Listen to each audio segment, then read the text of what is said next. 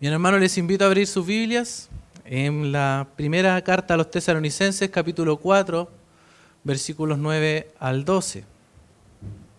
Vamos a dar lectura a este pasaje y luego tendremos un momento de oración para pedir la dirección de nuestro amado Señor. Dice así la palabra del Señor. Pero acerca del amor fraternal, no tenéis necesidad de que os escriba, porque vosotros mismos habéis aprendido de Dios que os améis unos a otros. Y también lo hacéis así con todos los hermanos que están por toda Macedonia. Pero os rogamos, hermanos, que abundéis en ello más y que procuréis tener tranquilidad y ocuparos en vuestros negocios y trabajar con vuestras manos de la manera que os hemos mandado, a fin de que os conduzcáis honradamente para con los de afuera y no tengáis necesidad de nada. Vamos a orar un momento. Padre Celestial, te damos gracias, Señor, por tu palabra. Gracias por este tiempo que tú nos has provisto. Pedimos, Señor, en esta hora que tú dirijas lo que vamos a hacer, Señor, que tú hables a nuestros corazones por medio de tu Santo Espíritu, Señor, que dirijas todo para gloria y honra tuya y para edificación de tu iglesia. Damos gracias y oramos en el nombre de Jesús. Amén.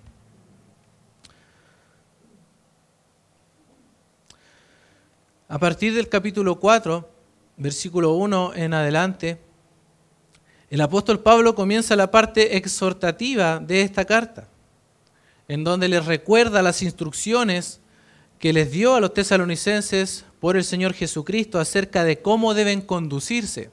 Noten por favor el versículo 1 por un momento. Por lo demás, hermanos, os rogamos y exhortamos en el Señor Jesús que de la manera que aprendisteis de nosotros, cómo os conviene conduciros y agradar a Dios, así abundéis más y más. Es decir, cómo debe ser su manera de vivir y cómo agradar a Dios.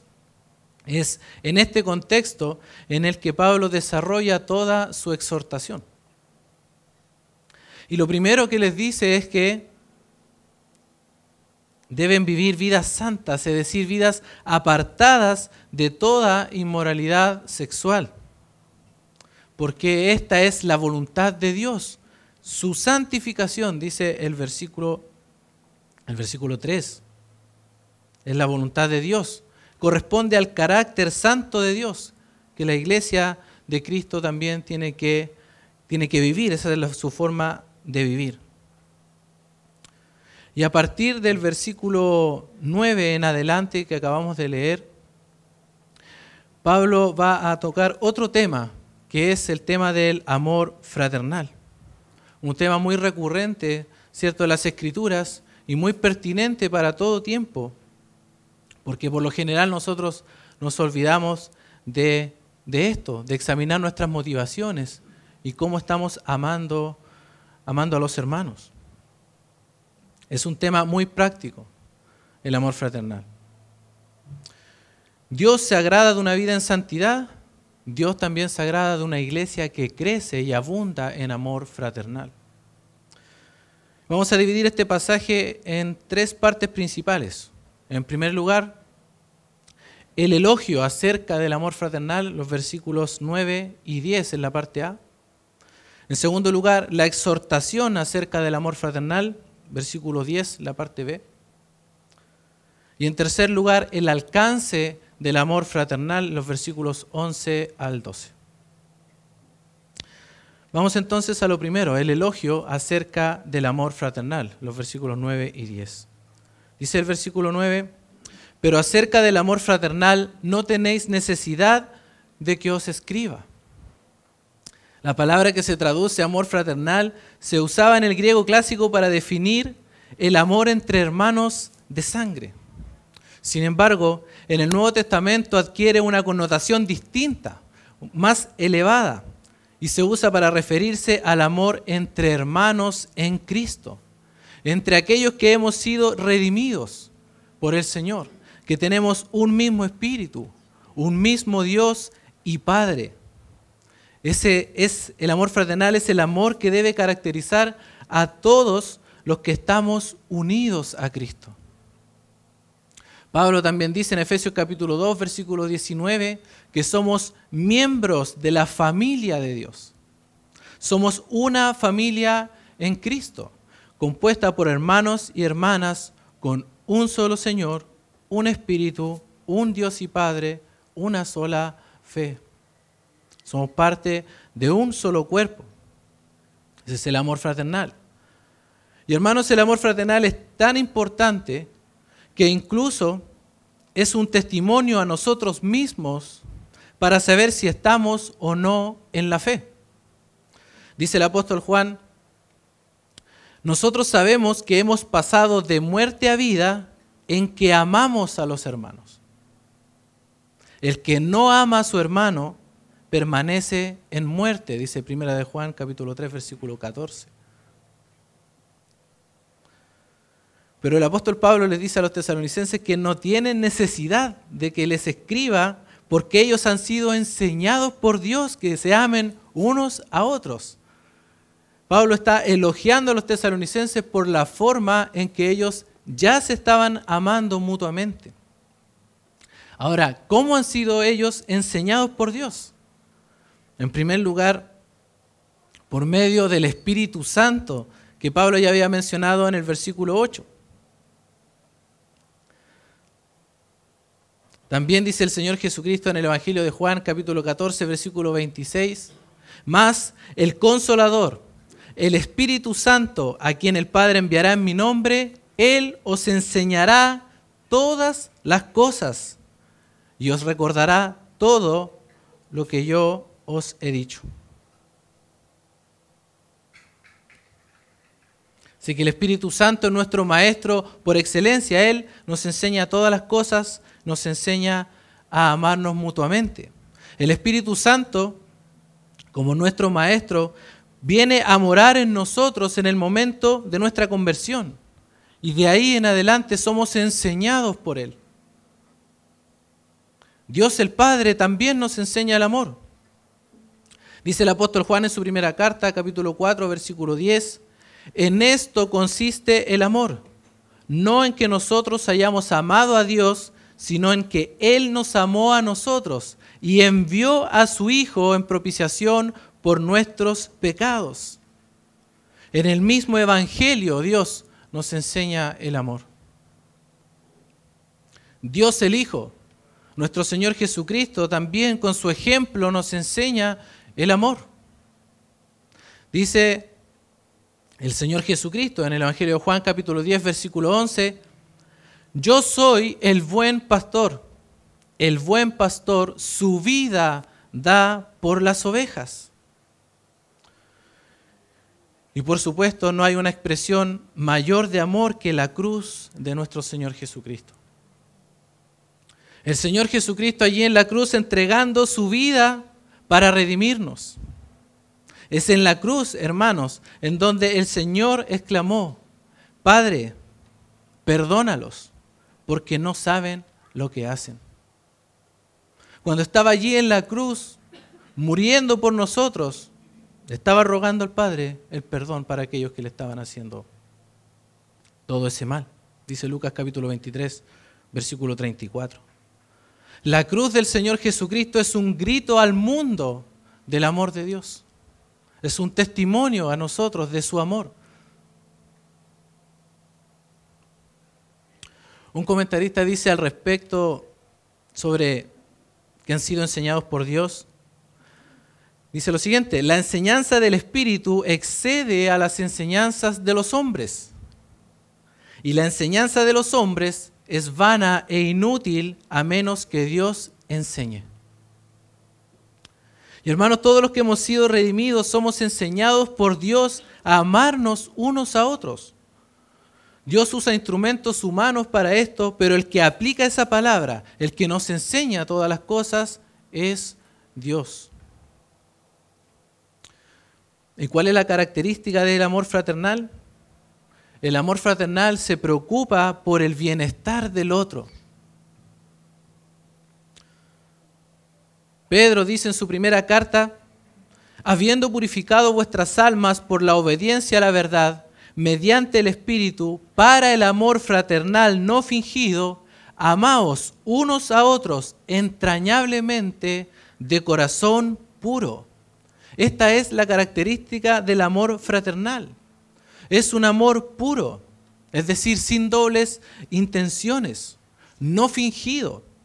Es un amor real, genuino. Un amor que se extiende a los hermanos para atender sus necesidades. El amor fraternal tiene que ver con el otro, con la otra persona.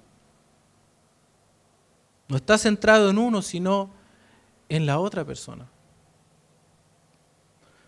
Encontramos en las Escrituras una definición del amor fraternal en 1 Corintios capítulo 10, versículo 24. Dice el apóstol Pablo: ninguno busque su propio bien, sino el del otro.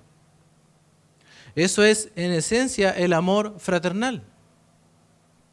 Y es interesante que el apóstol les diga que no tienen necesidad de que les escriba acerca del amor fraternal. Eran hermanos que estaban practicando el amor. Y el texto no nos dice cómo lo practicaban, pero por supuesto era de una manera evidente, visible, palpable, práctica, enfocado en el bienestar de los hermanos. Pero podemos imaginarnos que estos hermanos perseveraban, por ejemplo, en la oración. Porque una de las maneras de preocuparnos por el bien del otro es orando por nuestro hermano o por nuestra hermana. Si nosotros queremos saber cuánto amamos a los hermanos, podemos comenzar pensando en cuánto oramos por ellos. ¿Con qué frecuencia oramos por ellos? ¿En qué dirección oramos por ellos? ¿Qué nos motiva a orar por ellos? Y hermano, ¿no es verdad que muchas veces nos hemos comprometido a orar por alguien y no lo hacemos? Lo dejamos siempre para el final y terminamos olvidando hacerlo. Muchas veces le hemos dicho a algún hermano: estoy orando por ti, y la realidad es que no lo hemos hecho. Eso es falta de amor fraternal. Dice Santiago capítulo 5, versículo 16: confesaos vuestras ofensas unos a otros y orad unos por otros para que seáis sanados. Si no compartimos nuestras luchas, ¿cómo nos van a ayudar nuestros hermanos a sobrellevar nuestras cargas? ¿Cómo? Probablemente estos hermanos también estaban preocupados del crecimiento espiritual de la iglesia. Es una falta de amor no preocuparnos del crecimiento espiritual de nuestros hermanos. Nosotros debemos hacer lo que esté a nuestro alcance para ayudar a nuestros hermanos a crecer espiritualmente, a crecer en la semejanza de nuestro Señor Jesucristo. Que para eso estamos aquí, para parecernos a Él. Y debemos preocuparnos del crecimiento espiritual de nuestros hermanos. Así como debemos procurar mantener la pureza de la iglesia, debemos contribuir en el crecimiento de ella. Cito nuevamente Efesios capítulo 4, versículo 16, dice lo siguiente: de quien, el Cristo, todo el cuerpo, bien concertado y unido entre sí, por todas las coyunturas que se ayudan mutuamente según la actividad propia de cada miembro, recibe su crecimiento para ir edificándose en amor. Es la responsabilidad de todos los miembros el crecimiento espiritual de la iglesia.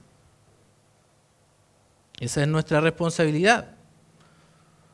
Probablemente también estos hermanos de Tesalónica se reunían constantemente a adorar. Hermanos, es una muestra de amor fraternal congregarnos. Por consiguiente, no hacerlo es una muestra de falta de amor. Porque ¿dónde nos vamos a estimular al amor precisamente y a las buenas obras, como dice el autor de Hebreos? En la congregación. Como cantábamos recién, porque allí envía a Jehová bendición y vida eterna. Es cuando estamos reunidos. Ahora, hermanos, otra cosa que podemos pensar en el perdón. Es una muestra también de amor fraternal. Nosotros somos personas que ofendemos fácilmente a nuestros hermanos, a veces sin darnos cuenta. Pero si sabemos que hemos ofendido a alguien, debemos pedir perdón por amor al hermano ofendido. De hecho, estar enemistado con un hermano interrumpe nuestra comunión con el Señor. Dice el Señor Jesucristo en Mateo capítulo 5, versículos 23 al 24. Por tanto, si traes tu ofrenda al altar y allí te recuerdas de que tu hermano tiene algo contra ti, es decir, porque le hemos ofendido, deja allí tu ofrenda delante del altar y anda, reconcíliate primero con tu hermano y entonces ven y presenta tu ofrenda. Estar enemistado con nuestros hermanos interrumpe nuestra comunión con el Señor. Es una muestra de amor fraternal perdonar a nuestros hermanos sus ofensas. También dice Pablo a los Colosenses, soportaos unos a otros, perdonándoos unos a otros si alguno tuviere queja contra otro. Ahora escucha, hermano, ¿cuál es el estándar? De la manera que Cristo os perdonó, así también hacedlo vosotros. Como el perdón de Cristo. Debemos, hermanos, pedirnos perdón los unos a los otros. Y hermanos, yo sé que es más fácil hablar del amor fraternal que practicarlo. Yo sé que es más fácil hablar que tenemos que pedirnos perdón unos a otros en vez de hacerlo realmente. Y nosotros muchas veces no practicamos el amor fraternal por la dureza de nuestro propio corazón. Porque sabemos que la Biblia lo enseña, sabemos que la Biblia lo dice, pero sin embargo no lo practicamos porque estamos más centrados en nosotros que en los demás. Y eso es contrario al amor fraternal que está enfocado en el otro.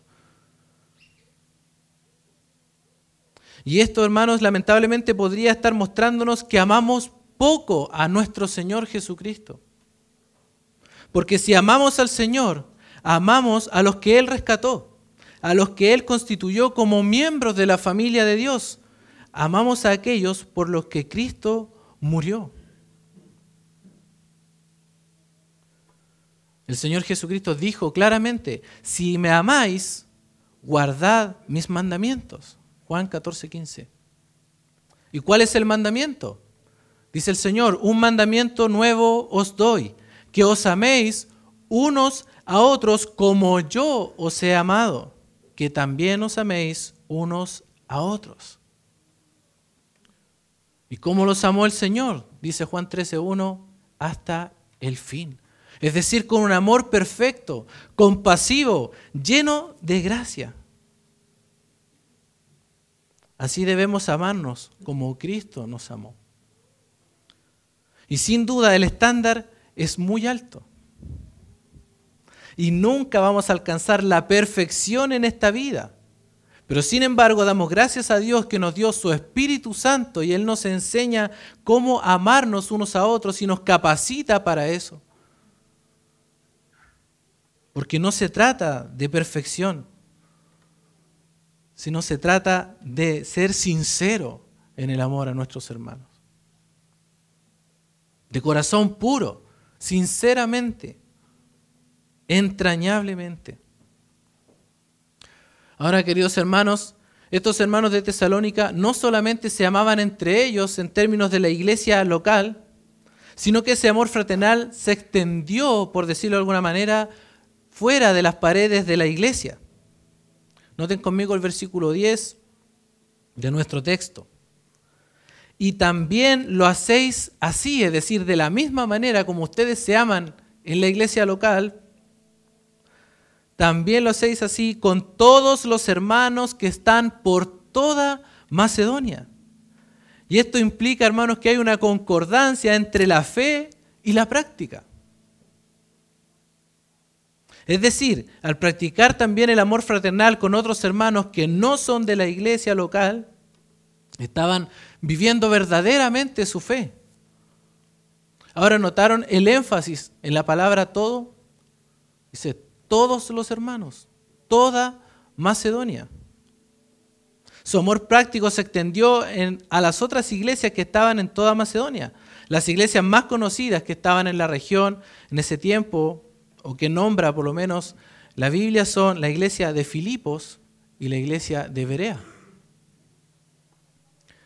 Así que tenían contacto también con estos hermanos, se habían evidenciado su amor práctico con ellos.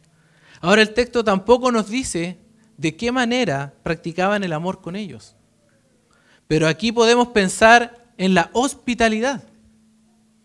Recordemos que por Tesalónica pasaba la ruta comercial llamada la Vía Ignacia, y muchos comerciantes iban y venían. Probablemente había hermanos que estaban llevando el evangelio a distintos lugares, tal vez de Filipos, o tal vez de Berea, o de otros lugares, y necesitaban de la hospitalidad de los tesalonicenses. Y hermanos, solo estamos especulando algunas cosas, pero es muy probable que así sea por la cultura de la época. Y además, la hospitalidad era una característica de la iglesia del primer siglo. Acompáñenme por favor por un momento a Tercera de Juan.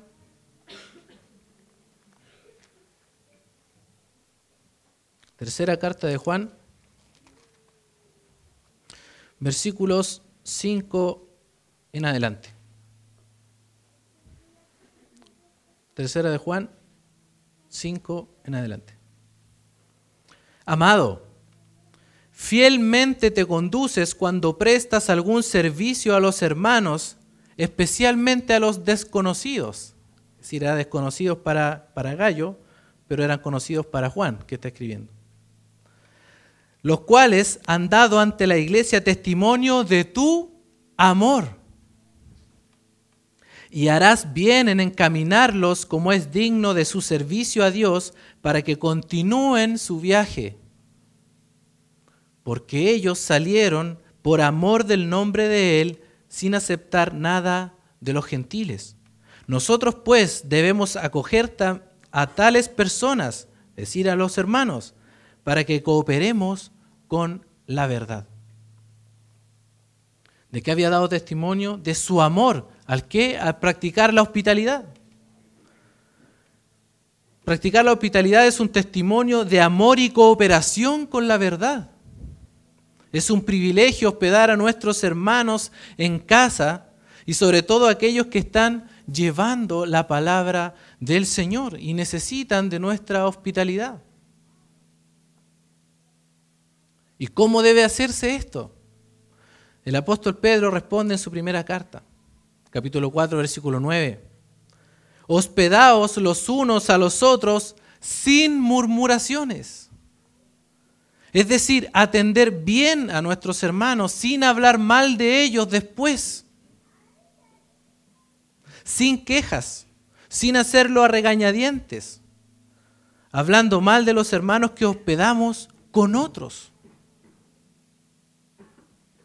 Eso es falta de amor fraternal. Ahora, hermanos, después de todo este elogio de Pablo acerca de los tesalonicenses porque practicaban el amor mutuo, viene la exhortación.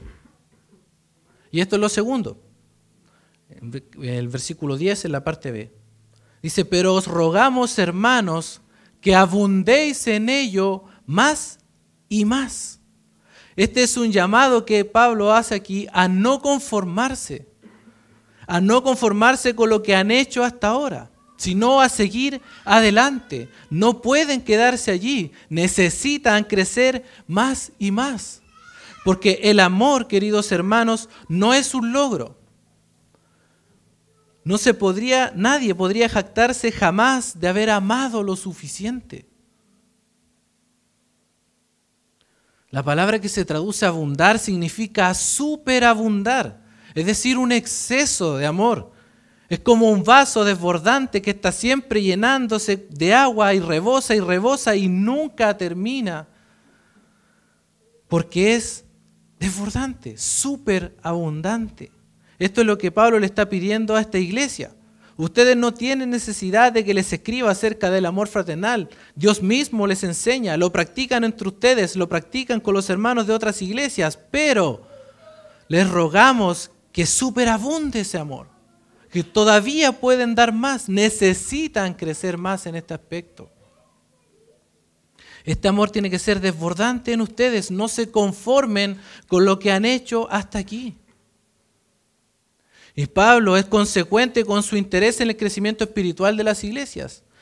Pablo expresa este deseo que pone en las manos del Señor en el capítulo 3, versículo 12. Note conmigo ese versículo. Dice, y el Señor os haga crecer y abundar en amor unos para con otros y para con todos, como también lo hacemos nosotros para con vosotros. Ahora, notemos cómo funcionan estas dos cosas. Pablo anhela que el Señor los haga crecer y abundar en amor y al mismo tiempo exhorta a la iglesia a hacerlo. ¿Por qué? Porque el poder viene de Dios, pero la responsabilidad es nuestra. Debemos hacer las cosas en el poder del Espíritu Santo. Si queremos abundar en amor, debemos hacerlo en el poder de Dios, no en nuestras propias fuerzas, sino confiando en Él, confiando en su poder, en su amor, en su autoridad para cambiarnos, para transformar nuestro corazón y hacer un corazón sensible al amor fraternal y a poder imitar a Cristo en su amor. Necesitamos del poder de Dios, pero nosotros debemos practicarlo.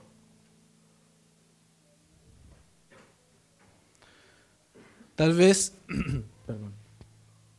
queridos hermanos, podemos nosotros estar pensando que ya hemos demostrado el amor fraternal a nuestros hermanos. La pregunta que podemos hacernos es, ¿podemos amar más? ¿Podemos amar más? Tal vez usted, querido hermano, querida hermana, ya ha orado mucho por sus hermanos. Tal vez muy seguido.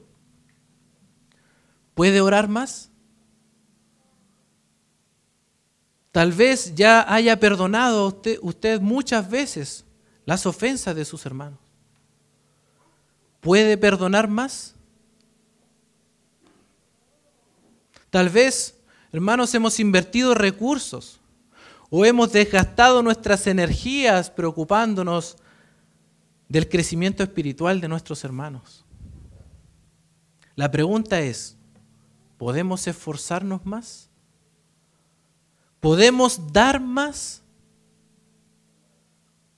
Pienso que la respuesta a estas preguntas es sí. Por eso Pablo está exhortando a estos hermanos a superabundar en el amor fraternal. Y por supuesto, este pasaje nos está exhortando a nosotros a superabundar en el amor fraternal.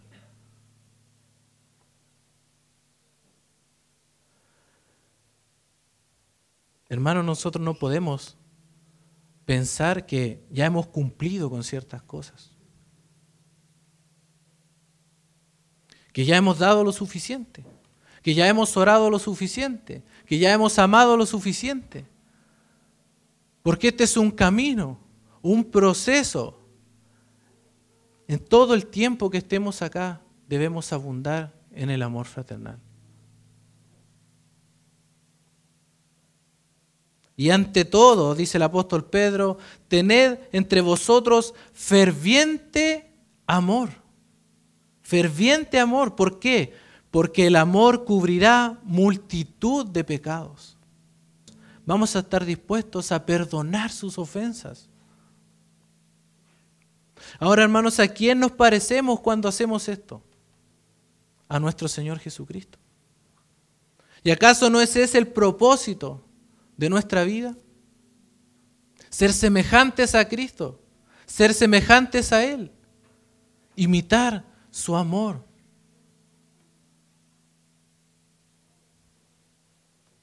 Dice también Pablo, el amor nunca deja de ser.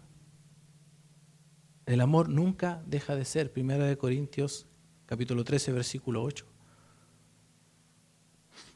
Hermanos, en esta vida nosotros vivimos por fe. Y nos conducimos con esperanza, mirando hacia el futuro. Pero dice Pablo que el mayor de estas tres cosas amor, fe y esperanza, el mayor de ellos es el amor, porque el amor permanece para siempre. Dios nos amó con un amor eterno, no circunstancial, y no por un amor que dependía de nosotros, no con un amor que dependía de nuestras actitudes o de nuestras reacciones o de nuestras ofensas. ¿Por qué nosotros haríamos eso con nuestros hermanos? Si el Señor Jesucristo no hizo eso con nosotros. Él se entregó a sí mismo por el bien nuestro y para gloria de Dios. En el mismo sentido, nosotros debemos amar a nuestros hermanos por el bien del otro y para gloria de Dios. Amar a nuestros hermanos de esta manera es una muestra de obediencia al Señor. El Señor Jesucristo dijo en el Evangelio de Juan que Él había amado al Padre y por eso le obedecía. Dice, más para que el mundo conozca que amo al Padre y como el Padre me mandó, así hago. Para que el mundo conozca que amo al Padre, para que el mundo conozca que amamos al Padre, debemos obedecerle y amar a nuestros hermanos como Cristo nos amó. Hermanos, el amor es un camino más excelente, dice el apóstol Pablo, en 1 Corintios capítulo 12. Es un camino más excelente. Es decir, podemos hacer todas las cosas, dice Pablo allí. Por ejemplo, podemos tener los mejores dones, pero si no tenemos amor, no sirve de nada. El amor es central en la vida del cristianismo. El amor es lo que nos mueve a hacer todo lo que hacemos. Dice el Pablo también, el amor de Cristo nos constriñe, nos impulsa. ¿Por qué? Porque ese amor de Dios ha sido derramado en nosotros por el Espíritu Santo que nos fue dado, dice Romanos 5, capítulo 5. Es por esta razón que nosotros debemos conducirnos en el amor fraternal. Ahora, queridos hermanos, no solamente el amor fraternal debe ser practicado en la iglesia local, entre nosotros, los que estamos aquí, sino también con otras iglesias. No solamente debe ser un amor superabundante, sino que el amor debe influenciar todas las áreas de nuestra vida. Y eso es lo que va a decir ahora el apóstol Pablo en los versículos 11 al 12, y esto es lo tercero, el alcance del amor fraternal. Dice el versículo 11, y que procuréis tener tranquilidad y ocuparos en vuestros negocios y trabajar con vuestras manos de la manera que os hemos mandado. El amor fraternal no solo se ve o se practica cuando estamos juntos con nuestros hermanos, sino que cuando no estamos con ellos, cuando estamos fuera de la iglesia. Hermanos, y el cristiano no tiene dos vidas. No tiene una vida religiosa con los hermanos y una vida secular, como enseñan algunas denominaciones, sino es una sola vida. Y lo que permea, lo que influye, lo que marca esa vida es precisamente el amor fraternal. Pablo va a dar aquí 3 exhortaciones que están muy relacionadas entre sí y a la vez son muy prácticas. Y las 3 tienen que ver con el trabajo, es decir, con lo laboral. Lo primero que dice es, y que procuréis tener tranquilidad.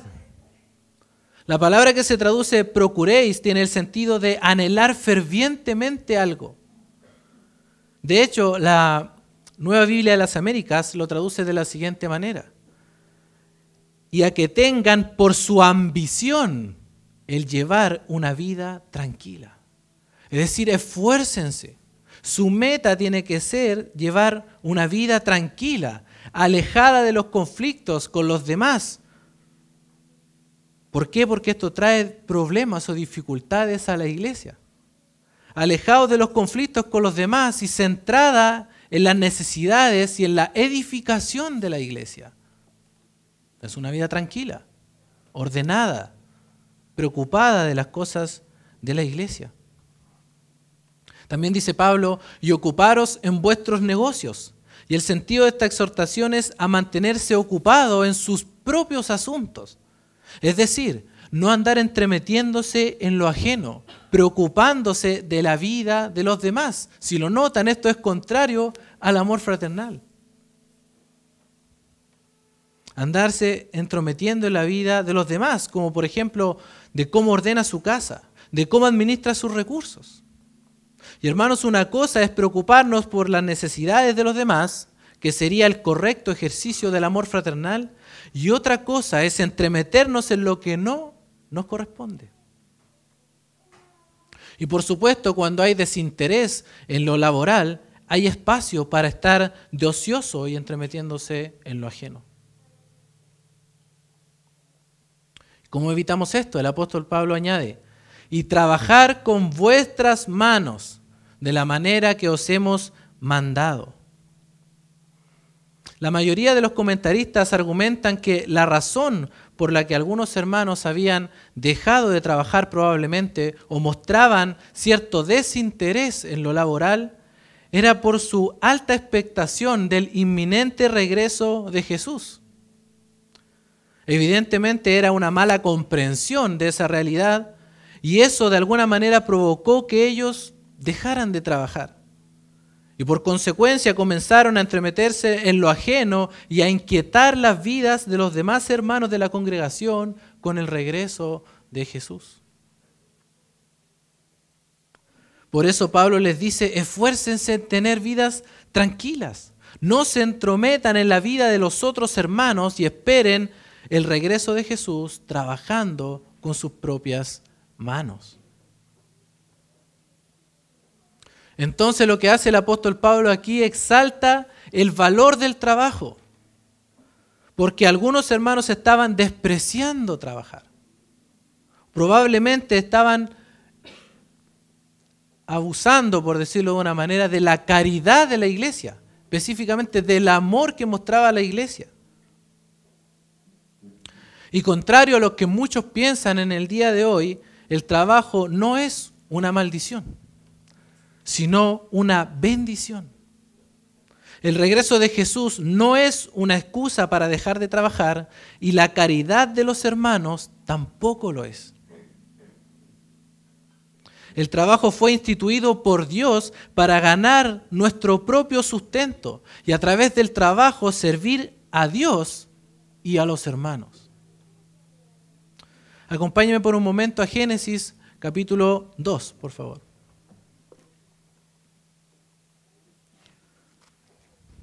Génesis capítulo 2, versículo 15, este es el segundo relato de la creación.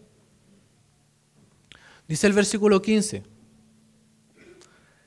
tomó pues Jehová Dios al hombre y lo puso en el huerto de Edén para que lo labrara y lo guardase. Para que lo labrara y lo guardase. Para que trabajara. Como dijo alguien, el trabajo es una parte importante y digna de representar a la imagen de Dios en la tierra. Dios le dio la responsabilidad de trabajar al hombre antes de la caída.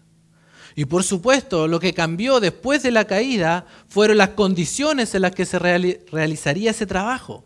Como dice Génesis capítulo 3, versículo 19, con el sudor de tu rostro comerás el pan hasta que vuelvas a la tierra. Pero Dios fue el que instituyó el trabajo. Y esa es nuestra responsabilidad. Y Dios bendice la laboriosidad y reprende al perezoso.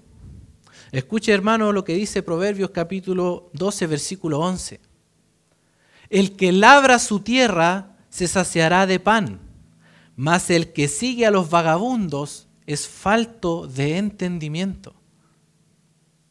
Hay bendición por ser diligente en el trabajo. Ahora escuche cómo Proverbios describe al perezoso. Capítulo 26, versículos 13 al 15. Dice el perezoso: el león está en el camino, el león está en las calles. Esta es la excusa para no salir a trabajar. Versículo 14. Como la puerta gira sobre sus quicios, para nosotros bisagras, así el perezoso se vuelve en su cama, es decir, de un lado para el otro, sin ganas de levantarse. Versículo 15. Mete el perezoso su mano en el plato, se cansa de llevarlo a la boca.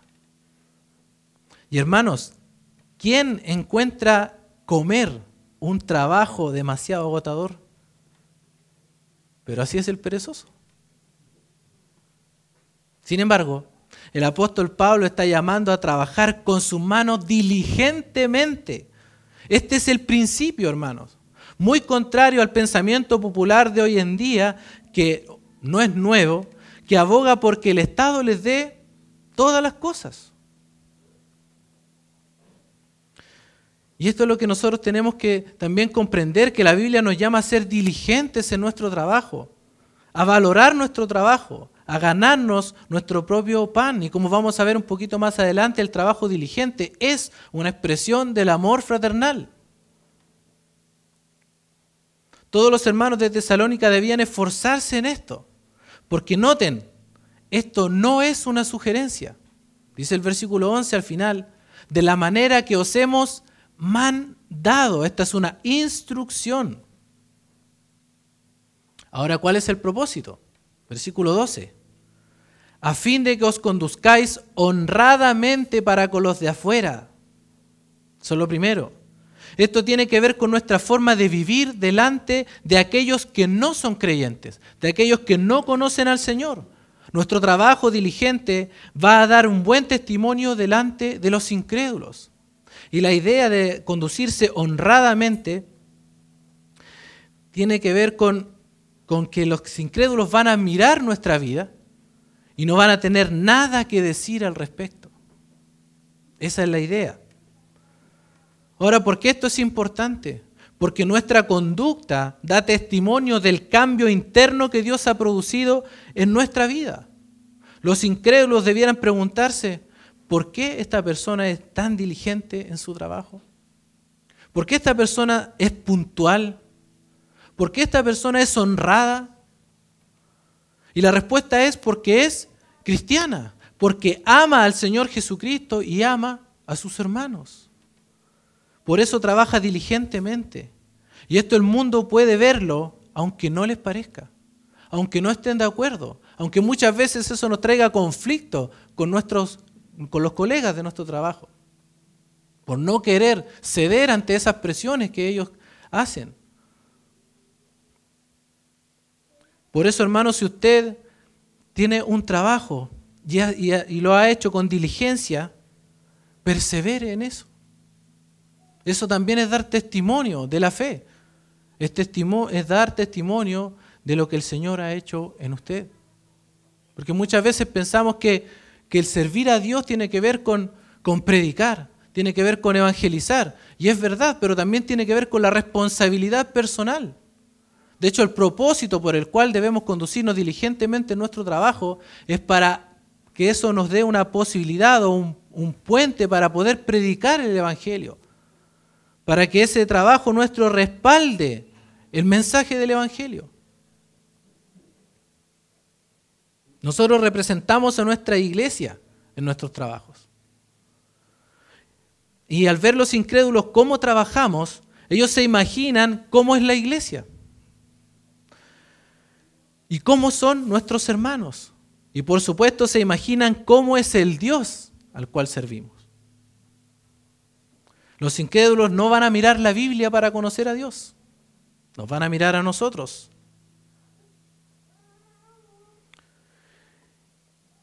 Y esto es importante porque nuestra conducta puede respaldar el Evangelio, como decía hace un momento, o desacreditarlo.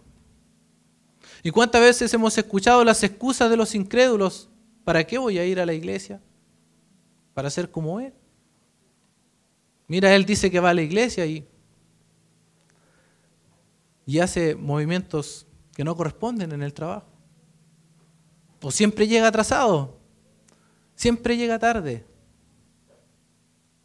¿Cuál es la diferencia? Nuestro trabajo dice mucho de nosotros, hermanos. Cómo trabajamos dice mucho de cuánto amamos a nuestro Señor y a nuestros hermanos. Es nuestra responsabilidad. Y el segundo propósito, dice Pablo, y no tengáis necesidad de nada.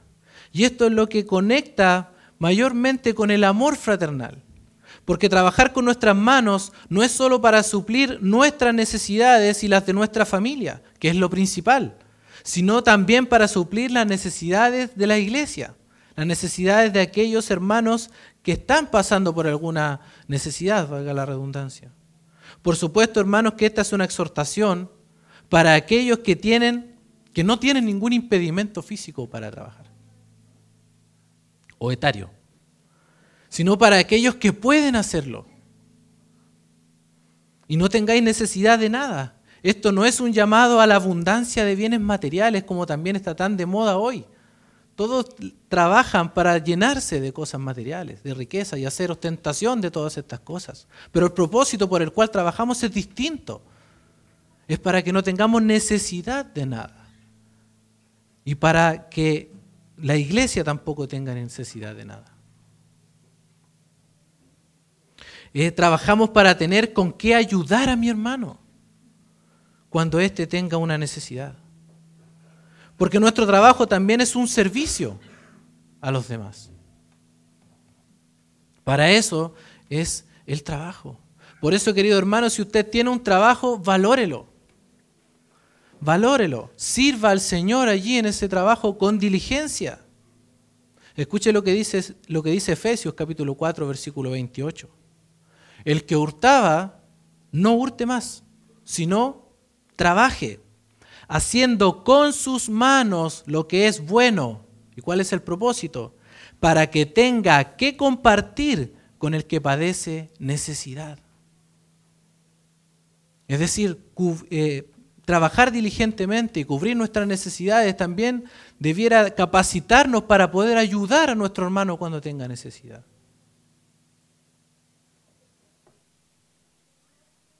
El trabajo está íntimamente relacionado con el amor fraternal. Es decir, mi trabajo debiera darme la oportunidad de servir a mis hermanos. Y hermanos, tal vez si mi trabajo me impide congregarme, debería orar al Señor para que pueda encontrar otro que me permita hacerlo. Que no debemos solamente estar pensando en nosotros, sino también en la comunidad en la cual el Señor nos ha puesto. Porque también podríamos preguntarnos, ¿qué queremos lograr con nuestro trabajo? ¿Cuál es el objetivo? Más allá de, obviamente, tener una vida tranquila, como decía Pablo. ¿Estamos pensando en las necesidades también de nuestros hermanos? ¿El amor fraternal está influenciando nuestras decisiones? Debería hacerlo. Porque este es el alcance del amor fraternal. Llega a algo tan personal y práctico como lo es el trabajo. Compartir con el que tiene necesidad es una expresión de amor. Escuche lo que dice Juan, cito nuevamente, en su primera carta, capítulo 3, versículo 17. Pero el que tiene bienes de este mundo y ve a su hermano tener necesidad y cierra contra él su corazón, ¿cómo mora el amor de Dios en él? Cerrar nuestro corazón hacia las necesidades de nuestros hermanos es falta de amor fraternal. Honra a Jehová con tus bienes y con las primicias de tus frutos, dice Proverbios 3, versículo 9.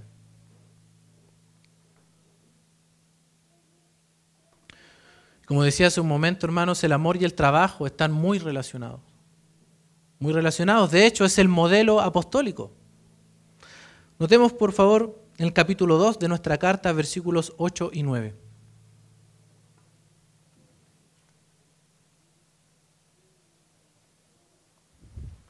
Capítulo 2, versículos 8 y 9. Tan grande es nuestro afecto por vosotros que hubiéramos querido no solo entregaros el Evangelio de Dios, sino también nuestras propias vidas, porque habéis llegado a sernos muy queridos. Ahora note el 9, porque os acordáis, hermanos, de nuestro trabajo. Han llegado a sernos muy queridos. Ustedes se acuerdan de nuestro trabajo y fatiga, como trabajando de noche y de día, para no ser gravosos a ninguno de vosotros, os predicamos el Evangelio de Dios. Y al mismo tiempo que trabajamos con nuestras manos para bendecir a los demás, debemos hacerlo para no ser una carga para ellos. Un comentarista dice lo siguiente: apoyar a otros que están necesitados es una expresión de amor, pero también lo es el mantenernos a nosotros mismos para que no sea necesario que otros nos financien. Eso es lo que hacía el apóstol Pablo, y quería que la iglesia en Tesalónica también lo hiciera y pensaran en el amor fraternal en esta área. Por eso le dice, abunden más y más. Es decir, Pablo, ¿cómo podemos abundar más y más? Bueno, su trabajo tiene que estar influenciado también por el amor fraternal. Y no solamente allí, sino que también Pablo modeló esa vida en otras iglesias. De hecho, en el libro de los Hechos, capítulo 20, versículos 33 al 35, en su discurso de despedida de los ancianos en Mileto, Pablo dijo lo siguiente: ni plata, ni oro, ni vestido de nadie he codiciado. Antes vosotros sabéis que para lo que me ha sido necesario a mí y a los que están conmigo, estas manos me han servido. En todo os he enseñado que trabajando así se debe ayudar a los necesitados. Y recordar las palabras del Señor Jesús que dijo, más bienaventurado es dar que recibir. Esto es amor fraternal en acción. Y estas palabras del Señor Jesucristo están registradas solamente aquí. Y en el contexto en el que Pablo la cita es en el correcto ejercicio del amor fraternal. Más bienaventurado es dar que recibir. Debemos trabajar diligentemente para nuestras necesidades y ayudar a los necesitados. Y hermanos, hemos visto hasta aquí que debemos crecer en el amor fraternal. Que es de mucho aliento ya estar practicándolo, pero es necesario abundar más y más. Esta es la manera en que debemos caminar y agradar a Dios. El amor fraternal debe influenciar todas las áreas de nuestra vida. Las decisiones que tomemos deben estar guiadas por el amor fraternal. Debemos también trabajar con diligencia, no solo para suplir nuestras necesidades y las de nuestra familia, sino también las de la iglesia, y que estemos preparados para cuando estas necesidades lleguen. Hermanos, esto es muy importante. El Señor nos ayude a amarnos mutuamente y a tener corazones dadivosos, contentos de compartir con el que padece necesidad. Y recordemos las palabras del Señor Jesucristo. Más bienaventurado es dar que recibir. Vamos a orar, hermanos. Padre Celestial, damos gracias por tu palabra, Señor. Gracias porque tú nos enseñas el amor fraternal. Gracias, Padre, porque tú nos confrontas con tu palabra y pedimos, Señor, que tú nos des de tu gracia para poder vivir vidas que te agraden, Señor, creciendo y abundando en amor fraternal. Gracias a ti por amarnos de esa manera, Señor. Gracias por amarnos de una manera extraordinaria y por enseñarnos el amor. Te pido, Señor, por mis hermanos que están acá, cada uno, Señor, que tu palabra ilumine sus corazones, Señor, y transforme sus vidas. También oramos por aquellos que aún no te conocen, que tu palabra también pueda alcanzarles de acuerdo a tu gran amor y tu misericordia. Oramos y lo agradecemos en el nombre de Jesús. Amén.